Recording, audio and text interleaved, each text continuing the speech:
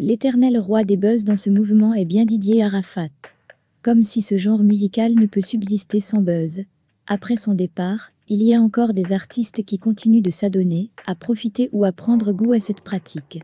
Objet ou sujet, les buzz leur collent à la peau. Ils sont beaucoup plus cités dans les médias pour les buzz plutôt que pour leur sortie musicale. Toutefois, cela n'altère en rien leur talent intrinsèque d'artistes, capables de produire des tubes. Nous vous en faisons un top 7.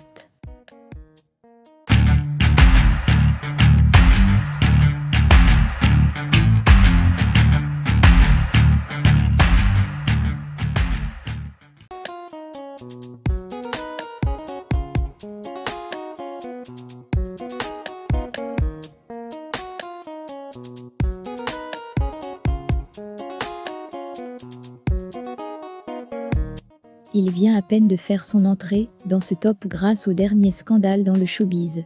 En effet, une vidéo de Salvador en train de frapper à haut connu et à visage découvert a fait le tour de la toile.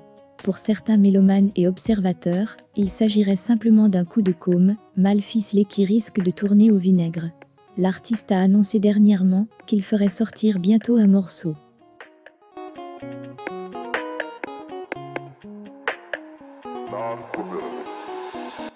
Sa plastique fait déjà le buzz. Le pistolero, pour mettre en avant les femmes naturelles aux rondeurs. C'est avec ce concept qu'elle a fait irruption dans le monde du coupé-décalé. Depuis, malgré l'âge, on ne peut parler de Mathilde Dollar sans faire allusion également à son physique et à ses prestations scéniques autrefois très chaudes. Actuellement, ce sont beaucoup plus ses opinions qu'elle partage sur internet sur les sujets d'actualité qui font jaser. Comme son dernier acte sur l'affaire Carmen et le roi 12 du Mali. Je connais son modèle de femme, et ce n'est pas Carmen. Mon matos, postérieur, dépasse celui de Carmen, mais il ne m'a jamais dragué. Carmen n'est pas son genre de femme.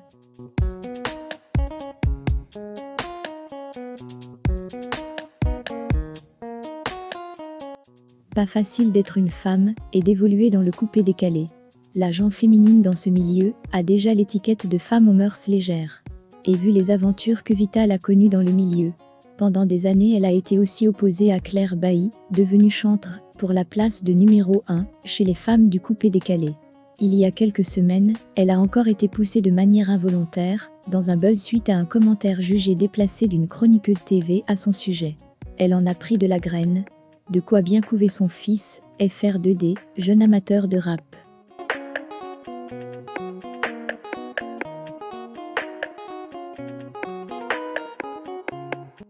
Il est l'alter ego de S. Kelly quand on parle des champions en featuring dans le coupé-décalé. Vetcho Lola n'a certes pas atteint le niveau qui lui était prédit, mais son talent demeure intact. Sauf que les bruits hors studio à son sujet ont pris du poids. Son départ de la Yorugan d'Arafat, sa querelle avec sa sœur aînée, dans la cour familiale pour une histoire de nourriture, autant de points qui ne l'ont pas aidé.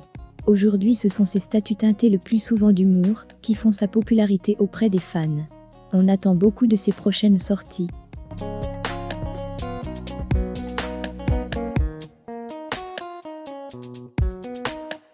Il est l'un des meilleurs de l'histoire du coupé-décalé en matière de featuring. S. Kelly fait de moins en moins du coupé-décalé. Mais s'il continue de faire parler de lui, c'est à cause de son caractère acariâtre et très imprévisible. Ses prises de position sur des sujets d'actualité font toujours jaser, eu égard aux portées philosophiques et spirituelles qu'il leur donne.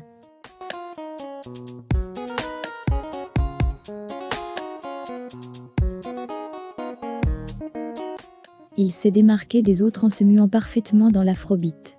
Son talent reste beaucoup plus étouffé tout de même par ses buzz. C'est un choix, et il l'assume.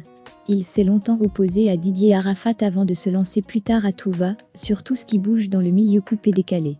Son dernier coup de maître, il s'adonne à des vidéos buzz en présentant des filles, hyper sexy twerkant en sa compagnie, tandis qu'il est quasi nu. Selon ses dires, il le fait pour imposer sa musique, que les médias ivoiriens refusent de diffuser.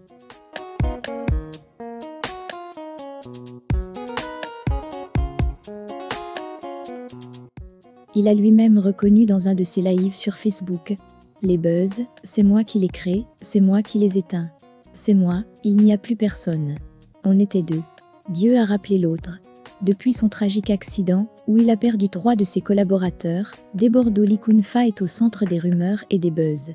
Certains sont allés jusqu'à affirmer qu'il avait sacrifié ces derniers. Il y a eu aussi les discordes avec Arafat de son vivant. Dès Bordeaux, on se rappelle, pour son concert Comeback avec Sangaré Group, avait fait tout un tapage autour de son cachet de 50 millions. Sous la pression plus tard, il a révélé le véritable montant qui était de 25 millions.